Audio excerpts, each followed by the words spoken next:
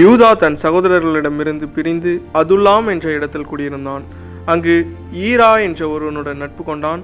யூதா அங்கே சூவா என்ற கானானியரின் மகளை மணந்தான். இவர்களுக்கு 3 மகன்கள் பிறந்தார்கள். அவர்களின் பெயர் ஏர், ஓனான், சேலா ஆகியோர்.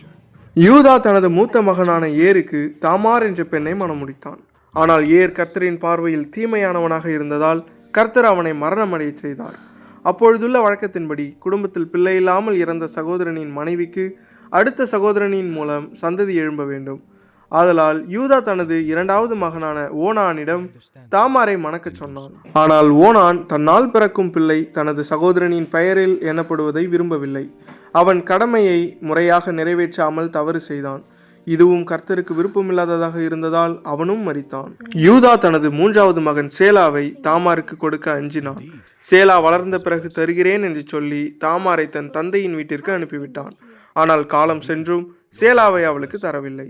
ஒரு நாள் யூதாவின் மனைவி இறந்தாள். சில காலம் கழித்து யூதா தன் ஆடுகளுக்கு மயிர் கத்தரிப்பதற்காக திம்னா என்ற இடத்திற்கு போனான். இதை அறிந்த தாமார் யூதா தன்னை மறந்துவிட்டான் என்பதை உணர்ந்தாள். அவள் விதவை ஆடைகளை கழற்றி முகத்தை மூடி வழியோரத்தில் அமர்ந்தாள். யூதா அவளை அறியாமல் வேறு பெண்ணென்று நினைத்து அவளிடம் சேர்ந்தான். தாமார் ஒரு அடையாளமாக யூதாவின் முத்திரை மோதிரம், கயிறு மற்றும் கைத்தடியை அடையாளமாக வாங்கினாள். பின்னர் தன் வீட்டிற்கு திரும்பி மீண்டும் விதவை ஆடையை அணிந்தாள். சில மாதங்கள் கழித்து தாமார் கர்ப்பமாக இருப்பது தெரிந்தது. அவள் தவறு செய்தாள் என்று யூதாவிடம் கூறப்பட்டது.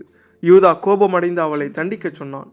அப்பொழுது தாமார் அந்த முத்திரை மோதிரம், கயிறு மற்றும் கைத்தடியை காட்டி, இதற்கு உரியவரால் நான் கர்ப்பமானேன் என்றாள். யூதா அவைகளை பார்த்தறிந்து, அவள் என்னிலும் நீதியுள்ளவள், நான் என் மகன் சேலாவை அவளுக்கு கொடுக்கவில்லை என்று ஒப்புக்கொண்டான். பின்னர் தாமார் 2 குழந்தைகளை பெற்றெடுத்தால்.